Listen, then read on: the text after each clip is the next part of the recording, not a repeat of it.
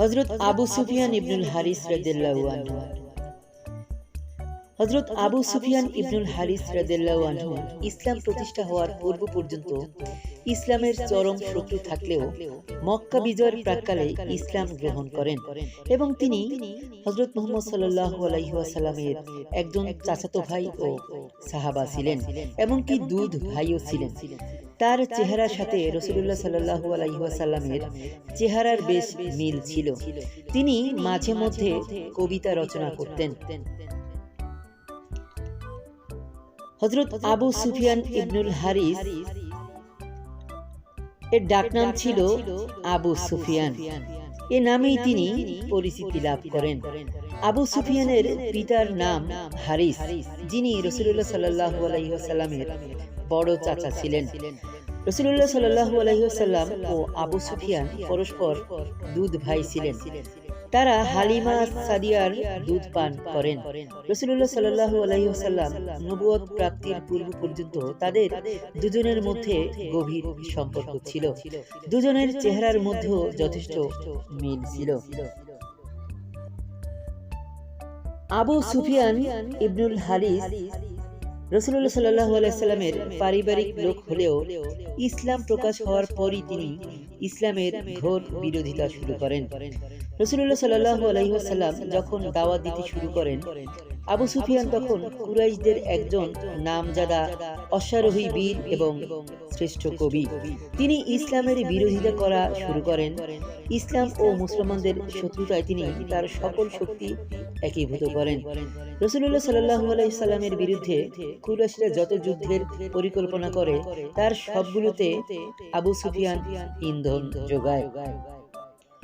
কুরাইশদের হাতে মুসলমানরা যত রকমের কষ্ট ভোগ করে তাতে তার বিরাট অবদান ছিল। তিনি তার কাব্য রচনার শক্তি রাসূলুল্লাহ সাল্লাল্লাহু আলাইহি ওয়াসাল্লামের নিন্দার কাজে ব্যবহার করেন। রাসূলের বিরুদ্ধে তিনি একটি অশালীন কবিতাও রচনা করেন। ইসলামের সাথে আবু সুফিয়ানের এ শত্রুতা দীর্ঘ 20 বছর চলে। এ দীর্ঘ সময়ে আল্লাহর রাসূল ও মুসলমানদের বিরুদ্ধে যত রকম ষড়যন্ত্র করা যেতে পারে সবই তিনি করেন। অবশেষে মক্কা বিজয়ের প্রাক্কালে ইসলামের প্রতি আবু সুফিয়ানের শত্রুতার সমাপ্তি ঘটে। যখন চারিদিকে শোনা গেল মুহাম্মদ সাল্লাল্লাহু আলাইহি ওয়াসাল্লাম তার সৈন্যবাহিনী নিয়ে মক্কায় প্রবেশ করবেন, তখন তিনি অত্যন্ত চিন্তিত হয়ে পড়লেন। কেননা তিনি ইসলামের যত বিরোধিতা করেছেন তাতে মুসলিম বাহিনী তাকে হত্যা করে ফেলতে পারে, এই ভয় তার মনে ঢুকে গিয়েছিল। তার স্ত্রী পুত্র কন্যারাও তাকে বলতে লাগলো, আপনার আরো আগেই ইসলাম গ্রহণ করে আপনার চাচাতো ভাই মুহাম্মদকে সাহায্য করার দরকার ছিল। ধীরে ধীরে আবু সুফিয়ান ইসলামের প্রতি দুর্বল হয়ে পড়েন। আবু সুফিয়ান রাসূলুল্লাহ সাল্লাল্লাহু আলাইহি ওয়াসাল্লামের মক্কা বিজয়ের জন্য মক্কার উদ্দেশ্যে রওনা হলে আবু সুফিয়ান তার পুত্র জাফরকে সঙ্গে নিয়ে রাসূলুল্লাহ সাল্লাল্লাহু আলাইহি ওয়াসাল্লামের কাফেলার উদ্দেশ্যে বের হন। তারা খুব দ্রুত মক্কা মদিনার মাঝখানে আবওয়ার দিকে রওনা দিল। তারা আগেই শুনেছিল মুহাম্মদ সাল্লাল্লাহু আলাইহি ওয়াসাল্লাম সেখানে পৌঁছেছেন। আবু সুফিয়ান খুব ভয়ে ভয়ে কাফেলা হতে নিরাপদ দূরত্ব থেকে রাসূলুল্লাহ সাল্লাল্লাহু আলাইহি সাল্লামকে খুঁজতে লাগলেন। কেননা রাসূলুল্লাহ সাল্লাল্লাহু আলাইহি সাল্লামের নিকট পৌঁছানোর আগেই তাকে শত্রু ভেবে কেউ হত্যা করতে পারে, তাই তাকে যেন কেউ না চিনতে পারে সেজন্য আগেই ছদ্মবেশ ধারণ করেছিলেন। রাসূলুল্লাহ সাল্লাল্লাহু আলাইহি সাল্লামকে পাওয়ার পরে দ্রুত তার নিকট পৌঁছালে রাসূলুল্লাহ সাল্লাল্লাহু আলাইহি সাল্লাম তার দিক হতে মুখ ফিরিয়ে নেন। তারপর আবু সুফিয়ান বিভিন্ন সাহাবা আবু বকর, উমর, তার চাচাতো ভাই আলীর নিকট আকুতি মিনতি করেন ইসলাম গ্রহণ ও রাসূলুল্লাহ সাল্লাল্লাহু আলাইহি সাল্লামের নমনীয়তার জন্য, কিন্তু সবাই তাকে ভর্ৎসনা করতে থাকে। কেউ তার জন্য সুপারিশ করতে রাজি হয়নি। নুআইমান ইবনুল হারিস তাকে রীতিমতো অপমান ও ভর্ৎসনা করতে থাকে। পরে আবু সুফিয়ানের চাচা আব্বাসের অনুরোধে তিনি থেকে যান।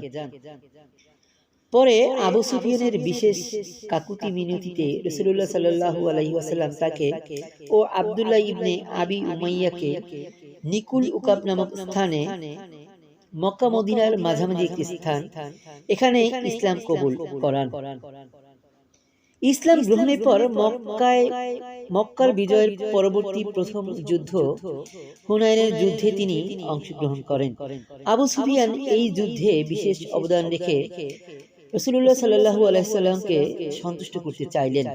এই যুদ্ধে মুসলমানরা কিছুটা পিছপা হলে আবু সুফিয়ান প্রচন্ড বেগে যুদ্ধ করতে শুরু করেন।